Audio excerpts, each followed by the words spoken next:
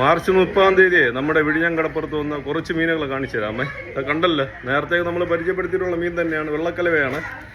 അപ്പോൾ സാധാരണ ഇന്നലെ മാർച്ച് 29 നമ്മുടെ ഇവിടെ ഘോഷയാത്രയും കാര്യങ്ങളുള്ളത് നമ്മുടെ കൂട്ടുകാർക്ക് അറിയാമായിരുന്നല്ലോ. അപ്പോൾ അത് കാരണം വള്ളക്കാരൊന്നും പണിക്ക് പോയില്ലെന്നാണ് പറഞ്ഞത്. എന്നാലും രാത്രി വെളുപ്പിന് 2 മണിക്കൊക്കെ പോയി വള്ളക്കാർക്ക് അത്യാവശ്യം മീനൊക്കെ ഉണ്ടായിരുന്നു. ഈ കാണുന്ന മീനുണ്ട്, വെള്ളക്കലവയാണ്.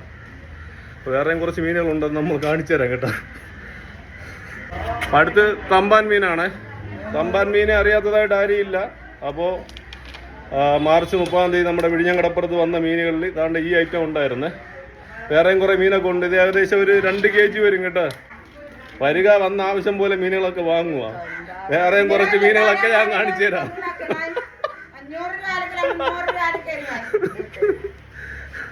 ഇവിടെ നമ്മൾ വില കുറച്ച് പറഞ്ഞപ്പോഴത്തേക്ക് നമ്മുടെ അമ്മച്ചിമാരോടൊന്ന് വഴക്ക് പറയുന്നുണ്ട് കേട്ടോ. ഏതായാലും നിങ്ങൾ വിഴിഞ്ഞം കടപ്പുറത്ത് വന്നതിന് ശേഷം അവിടുത്തെ മീനിന്റെ വിലയും കാര്യങ്ങളൊക്കെ നോക്കിയിട്ട് നിങ്ങൾ വാങ്ങിച്ചാൽ മതി കേട്ടോ.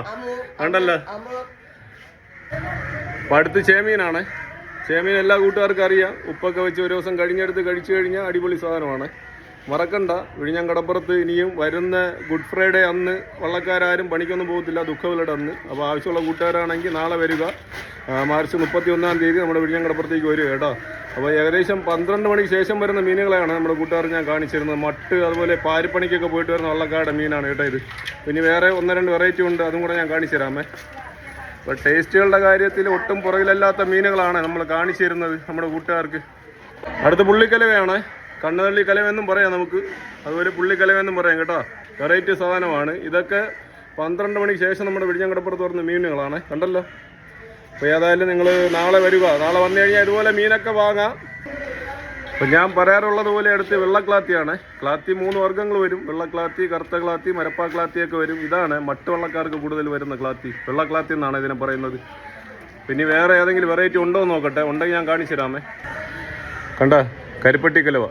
കലവയിൽ എത്ര തരം വെറൈറ്റി ഉണ്ടെന്ന് നമ്മുടെ കൂട്ടുകാർക്ക് അറിയാമോ? കണ്ട, ഇത് ഒരു ഐറ്റം വെറൈറ്റിയാണ് കേട്ടോ, കലവ.